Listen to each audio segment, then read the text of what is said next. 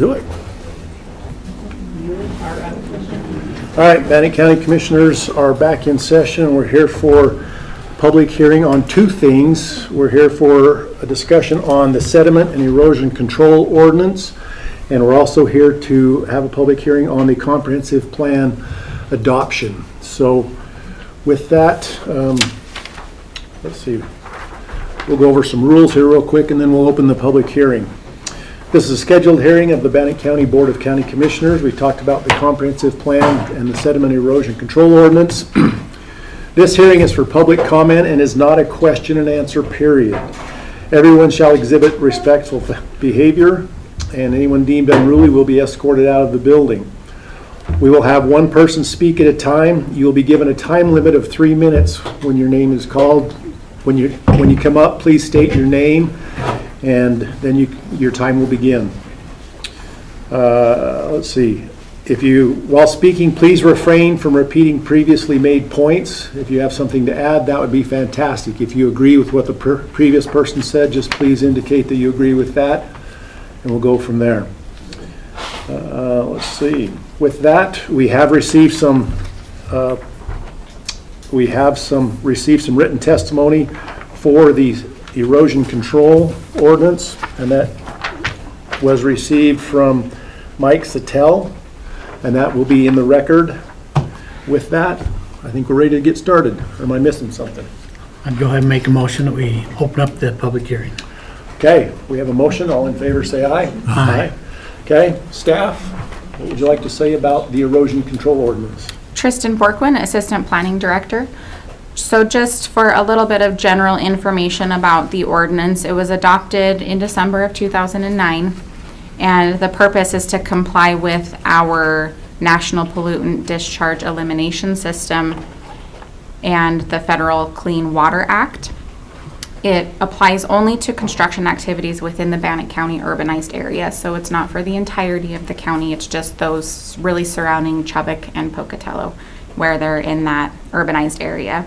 And then the proposed changes are necessary to continue to comply with our current MS4 permit, and that's that joint permit that we have with ITD, City of Chubbuck, City of Pocatello, and Idaho State University. So the only change that we needed to comply was in section 410F, and where it says minor land disturbance, spatial areas less than 1/4 acre, that 1/4 acre just needs to be changed to 5,000 square feet. Other than that, if you have any questions, I'm happy to answer those for you. Okay, any questions? No, Okay, pretty simple. all right, let's see. Doug? Yes. Did you want to comment on the erosion ordinance? Yes. Okay. State your name, and you will have 3 minutes, and the red light will go off when your time is up. Okay, I'm just going to stand if it's okay to be said. Sure. Okay, my name's Douglas Zerkoff. I live on Laughlin Road. As far as the ordinance for the erosion, I only had one question, and not even a question. I have a couple of comments about it. The gentleman in the back was talking about how in our neighborhood, and it's still in Bannock County, a person is doing some commercial gravel pit work on land that is owned by the reservation, by the tribal people. And they're pushing gravel into a pond down below, which is in actuality a man-produced erosion into the water. I just wanted to make sure that was informed, the information was out there. And I also wanted to perhaps suggest that if we're going to have an erosion control, maybe we should have a watchdog committee or people working with the county that could go through and check for environmental problems that are coming up, will come up in the future that we can watch for, just as an aid to this. I don't want to call it a bill. Ordinance? Ordinance, just as an aid. That's all I got. Okay, thank you. Let's see, was there anybody else that wanted to speak on the erosion ordinance? What was your name again, sir? Larry, Okay, Larry, come on up.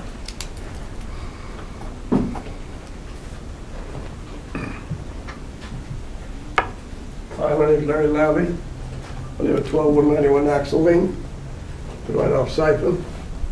I went right down to that pit and looked at it before anybody was involved in it much, because Knife River was hauling grinds in there all last winter, taking up all 4 lanes of road coming off Rio Vista and going on to Siphon and going down there. Also tearing up the road.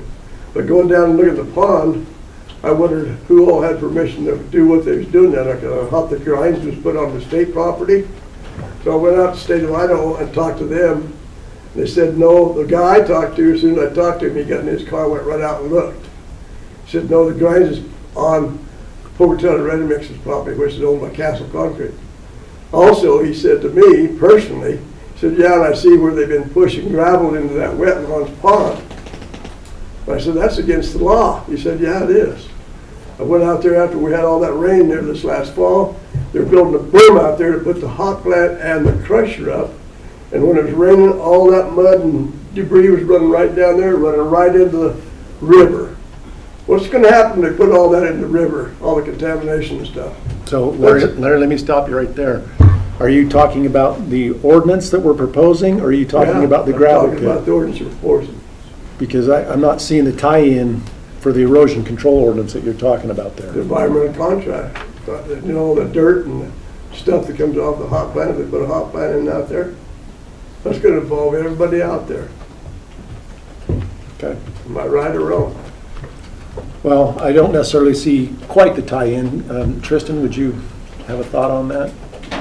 Yeah, as far as anything like that's concerned, if it's an existing conditional use permit, we can always send our code enforcement officer out to take a look and just make sure they're complying with the conditions of their Well, that's what permit. I'd like to know. If But, yeah, but as far as the public hearing that we're looking at today, it's just for that one change that we're looking at changing, so. I'd like to know if they've got a permit for putting a hot plant in out there. Okay, well, that's a different discussion. All right. So, okay. I know there's environmental tail up there, because I think down there, there's so much dust that comes around from down there already. Okay. All right, thank you. All right, let's see. Anybody else for the erosion control ordinance? Okay. Seeing nobody else, I will entertain a motion to close that. I'd go ahead and make a motion to close the discussion on the environmental, the public hearing.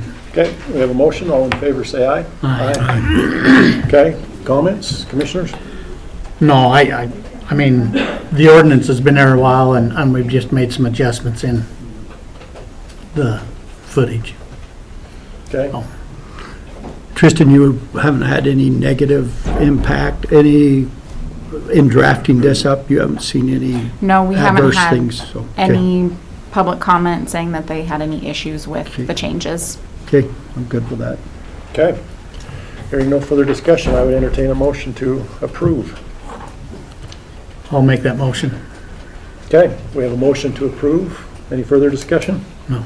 Hearing none, all in favor say aye. Aye. Okay, the ordinance passes and we're good to go there. Now we'll open up the public comment section for the comprehensive plan. Staff? Tristan Borquin, Assistant Planning Director. So the current comprehensive plan was adopted March 16th, 2021.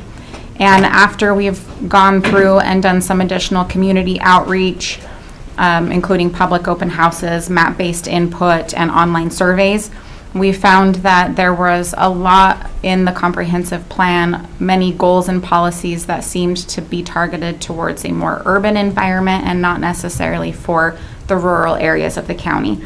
So as staff, we decided that that was necessary to go in and fix before we start working on updating ordinances. So before you, we do have the updated comprehensive plan that we are looking to adopt today. I do have a couple of changes that we may need to make after council made their recommendation to approve. So I can go through those for you now if you'd like. Please do.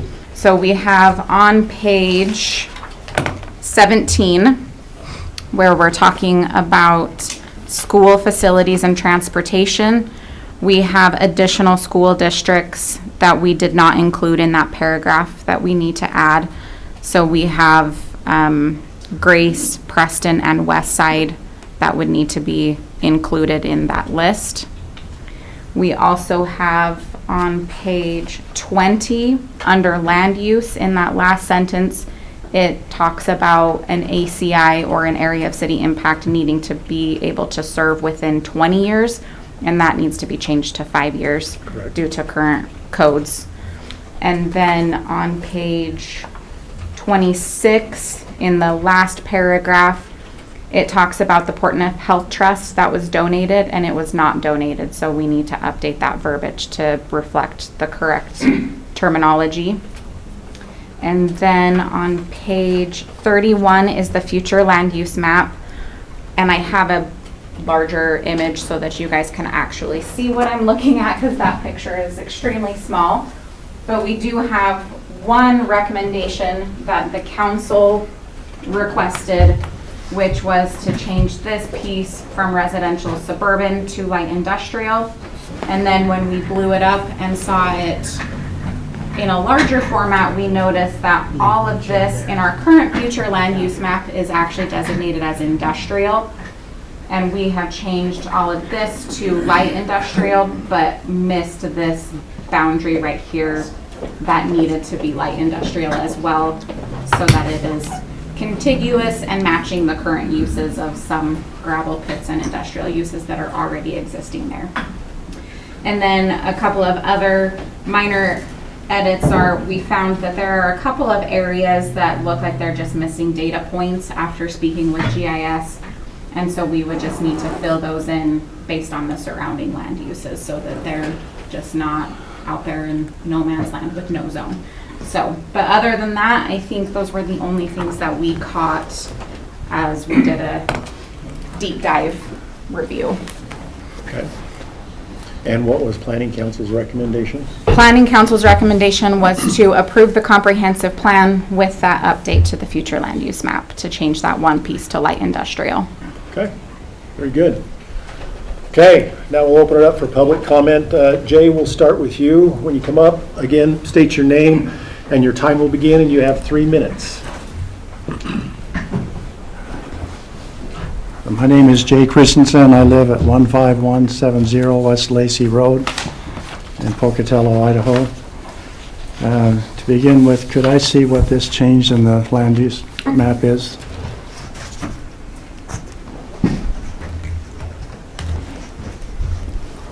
So what is being proposed to change to light industrial? So it's this piece right here. All of this right now is industrial. We have chosen to make more light industrial, and then your industrial is, so this area right here is right here in this square. Is that north of Siphon Road? Yes, I believe so.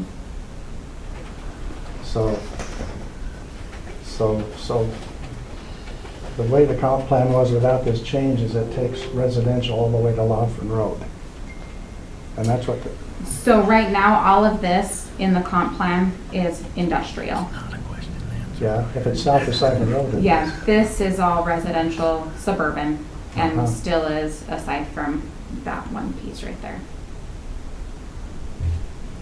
But I guess my point is something east of Laughlin Road going to be changed from, on the future land use map, from going residential? to- No, yeah.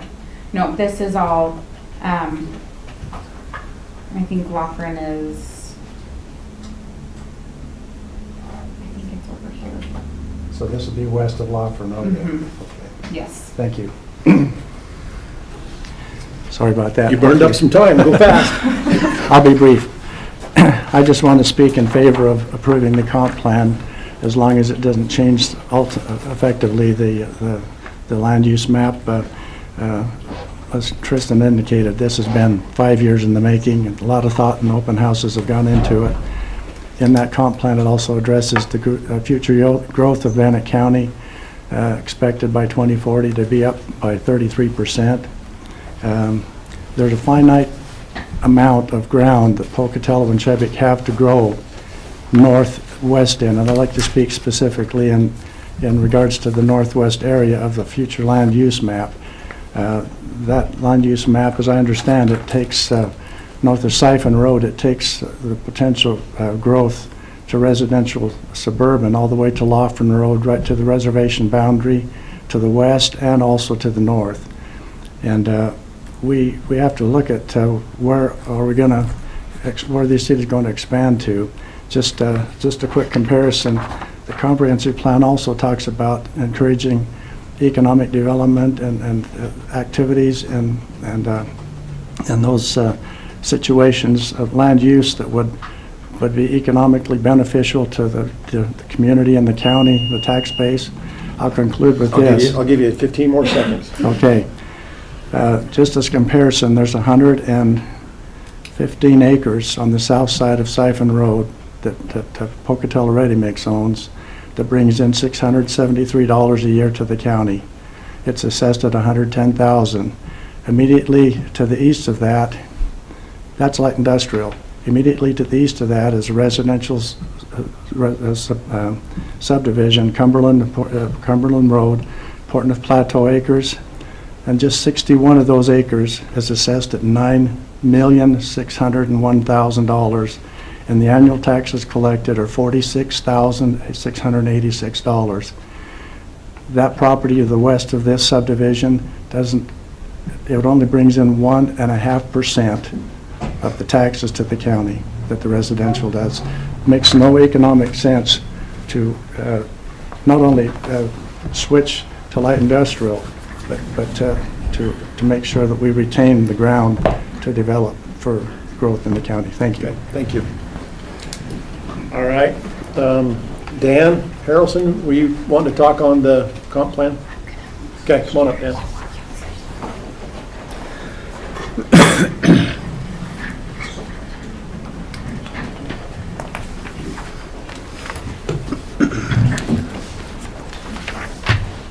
I'm Dan Harrelson with Portneuf Greenway. My address is 1361 Jane Street in Pocatello. And generally we support the comprehensive plan, but want to ask that in some of these rapidly urbanizing areas that some corridors be preserved for separated paths. And I provided some written testimony that is more specific. It offers specific language on specific goals. We find that the public's generally very supportive of paths, but once an area gets built up, it's very difficult to build them. So we'd like to make some suggestions to preserve some corridors, particularly along the Fort Hall canals. We've been working with Fort Hall Irrigation and are working towards getting permits for paths along those corridors. And then also between Pocatello and Income, there's a potential of using the old highway, built paths parallel with the old highway. So I'll leave my written testimony, or have provided written testimony. We all have it. That's all I got. Okay, thank you. Thank you. And since I failed to mention that, we do have written testimony by Dan, as mentioned. We also have written testimony from James Bagley, Hannah Sanger, Margie and Lynn Stewart, and John Brady that we have in the record. So thank you. Thank you. John Wilkes, did you want to speak on the comp plan, John, or? Okay. Okay, that's it, I'm assuming, for the comp plan, so I would entertain a motion to close that. I'd go ahead and make a motion to close the public portion of the comp plan discussion. We have a motion, all in favor say aye. Aye. You got a gentleman in the back. Oh, Another name back here on this list. is he on the comp plan or is he on the gravel pit? Well, they're supposed to sign that list before. You want to speak on the comp plan, sir? No, sir, I misunderstood what I needed to sign in. Okay, no, you're good. You're good. All right, so, comments from the commission? This has been a labor of very heavy lifting. And I know that we have a lot of suggestions and stuff, but this isn't meant to write out exactly how, what, where, and when, but it's a direction for our planning and zoning to go by to help the county move forward, and I appreciate the work that they've done, and I like what it is. Okay, Ken? We need to remind ourselves that it's a moving target all the time, and we recognize that, and something could come up 6 months from now that nobody even thought about. Comprehensive plan is a breathing document, and we appreciate the input that's come in.